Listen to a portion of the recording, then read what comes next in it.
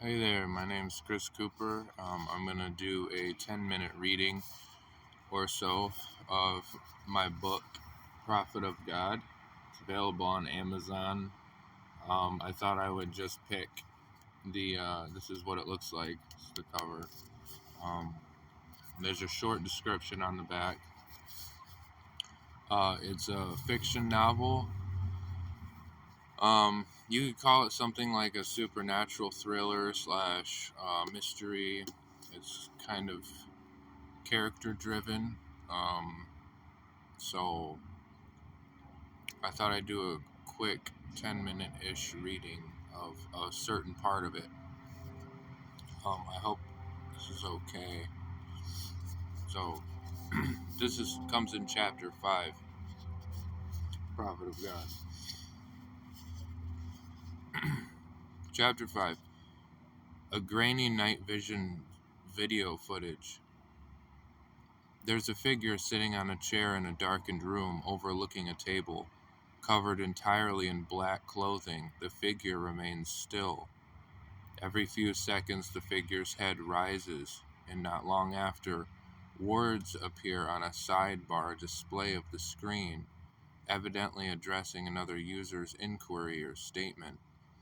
Then the figure's head is seen to lower, almost in a mechanical-like, disjointed way, like an animatronic at a carnival. The video betrays a faint outline of what appears to be a human face every time the head of the mysterious figure lifts up, only with obscured features, frozen, and a long hood is draped over the face. Across the feed, on the side of the screen, strings of text traffic continue to pop in and out sporadically, accompanied by a random assortment of usernames and memes, moving too quickly to be easily read. Fuck, dude. The horn blasts from the front as Troy jerks the car. Jesse, Trevin, and Lint tear away from their focus from the face of Lint's smartphone, which they were all mesmerized by the strange video feed online. Learn how to drive, you fucking idiot, Troy shouts through a cloud of vapor out into the road. Lint's thumb accidentally struck the screen on his phone during the disruption, sending the picture they were all watching away, and the signal failed. He collapsed it into his lap, smacking his lips. Man, you fucking ruined it, T, Lint shouted. Troy shot over. What?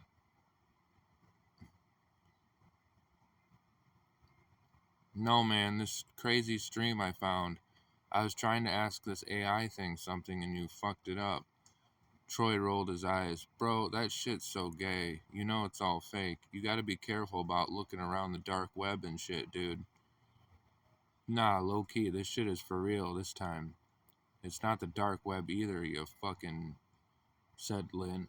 That is really weird, though, Trevin chimed in from the back seat. Yeah, but why? Jesse asked out loud. That's just it. My buddy who sent me the link said that's what makes it so fucked. There's no reason for it. I guess it's just a bot thing. He says it answers people's questions. Sometimes a random guy in the picture will just move its head and you can see a fucking, like, glowing eyes in its face. Real bizarre, Lint explained. I took a bunch of screenshots of its face, but they were all blank. Yeah, but what's the point of it? Trevin asked. Lint just shrugged. It's basically turned into this chat room. People just go on there, uploading shit and having random conversations, asking like fortunes and all that, seeing if the thing will move. I don't know. The crew headed for Stymax one last time before starting the program at the church. It was, quote, kickoff day.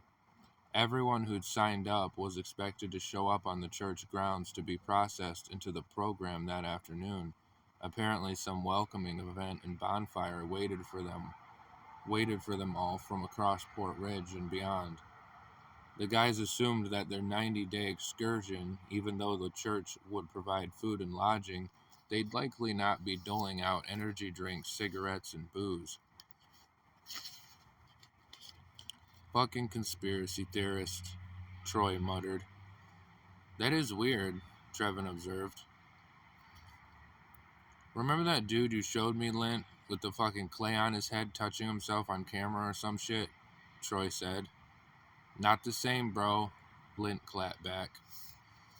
Pulling all the guy's cash into his hands, Jesse hopped out of the sedan and started taking orders from Troy's window like a drive-in diner worker. He called on Trevin for help, and the two of them meandered inside the store. Potato chips, beef sticks, energy drinks, and bags of candy hung along Trevin's crossed arms like the last haul of a Bedouin caravan. Leo, the clerk, was hovering in one of the back corners of Stymax. He was busy angrily directing an electrician who'd been called in to manage some of the ancient lights which had busted on the ceiling. Trevin and Jesse dumped their selections onto the counter, which sat nearly shoulder height.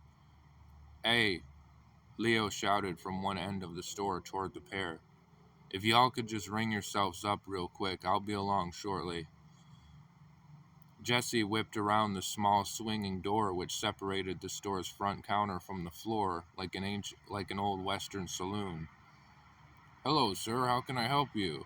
Jesse teased, punching in some of the items into the register. Trevin just giggled. The bells of the front door rang. Trevin was bagging the goods when he became captured by the person who'd just blown in. An old man scuffed toward the counter.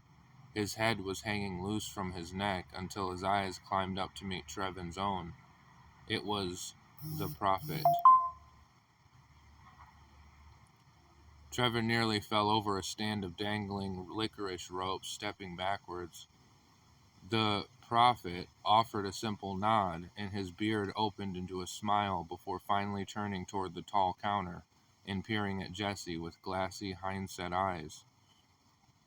Jesse switched to the opposite register, stiffened up, and lowered his voice. Can I help you, sir?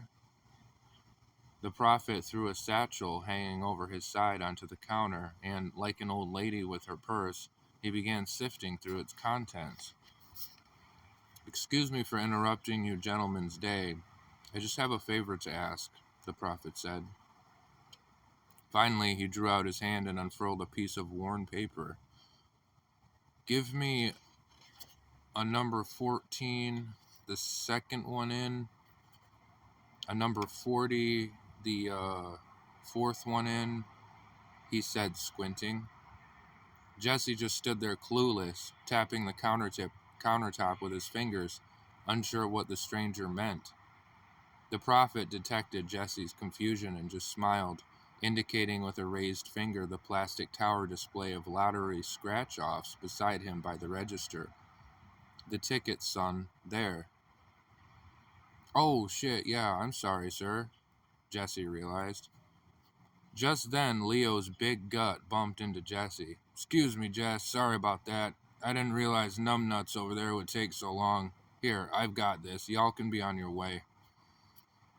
Trevin was hiding beside the candy shelves when Jesse collected him, dragging several black plastic bags along his forearm. You okay? He asked Trevin, making their way out. You know we're not allowed to do that, Jack. I'm afraid you'll have to buy all the ones you need, Leo said purposely loudly, clearing his throat. Trevin's fix wouldn't let up from the old man at the counter as Jesse pulled forward toward the door.